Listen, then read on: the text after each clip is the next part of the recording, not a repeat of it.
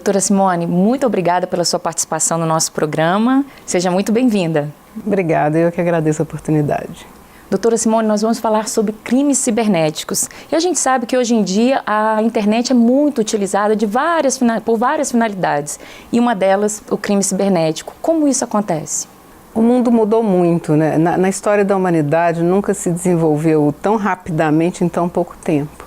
A tecnologia mudou nossa forma de pensar, nossa forma de agir, de trabalhar e afetou profundamente as nossas vidas. E eu acho que a gente não teve tempo ainda, não só de pensar muito a respeito disso, a respeito da nossa privacidade, a respeito da proteção, da dignidade das crianças na rede, como também de providenciar um arcabouço legislativo que trate adequadamente da questão.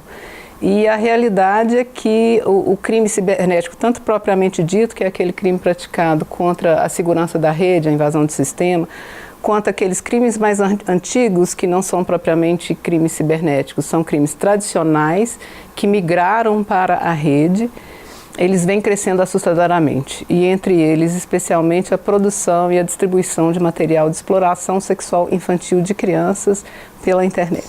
Então a gente pode dizer que o uso do computador de forma indevida seria uma ameaça global?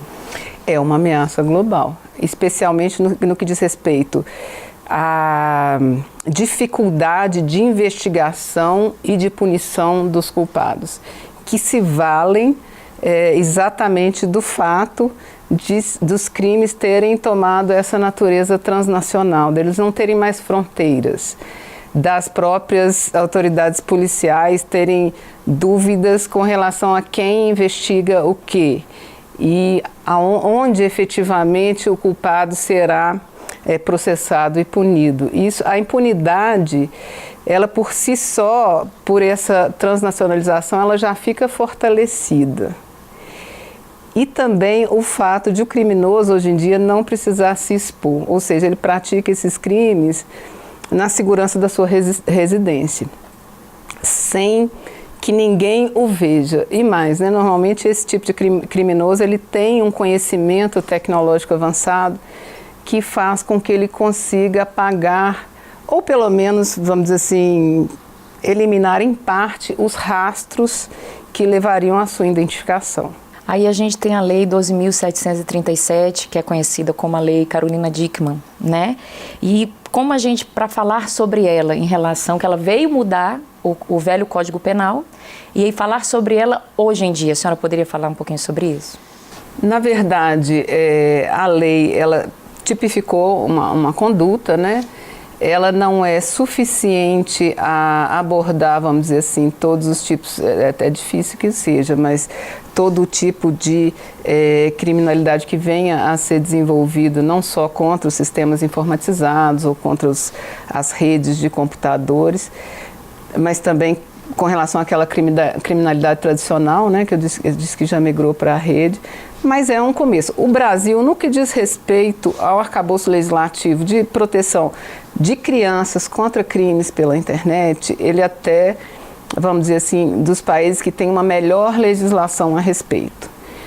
Eu, em estudo de aperfeiçoamento no exterior, fiz parte de um programa de aperfeiçoamento profissional e analisei toda a legislação dos países da América Latina sobre a proteção de crianças. E, na verdade, a legislação brasileira é a mais que se encontra assim, mais próxima, que se encontra em conformidade com os instrumentos internacionais que regulam a espécie, que basicamente são a Convenção dos Direitos da Criança e os protocolos adicionais, né, contra a pornografia infantil, prostituição infantil, venda de crianças, e alguns outros instrumentos que a gente não se vincula a eles, como a Convenção de Budapeste, mas que trazem também algumas orientações, né, quanto à adequação desse arcabouço legislativo. E eu diria que o problema do Brasil, não só para esse específico assunto, quanto como para vários outros, não é a falta de leis. A gente até tem uma legislação adequada. É um trabalho maior na prevenção para que o crime não ocorra.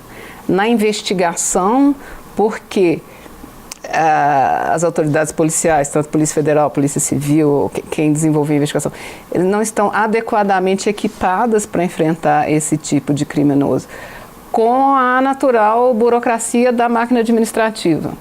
Então, por exemplo, às vezes um técnico de informática, uma pessoa especializada na área de informática que trabalhe na polícia, ele não tem condição de fazer cursos de atualização ou de se dedicar a acompanhar esse avanço na mesma velocidade que o criminoso do outro lado tem. Então, é uma luta inglória. Outro dia eu fiquei extremamente desapontada porque eu vi uma entrevista da polícia alemã se dizendo completamente incapaz de enfrentar a criminalidade cibernética.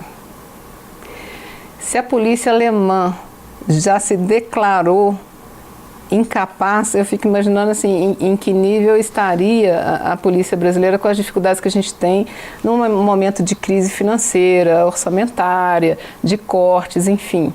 A luta ela é muito desproporcional nas duas pontas.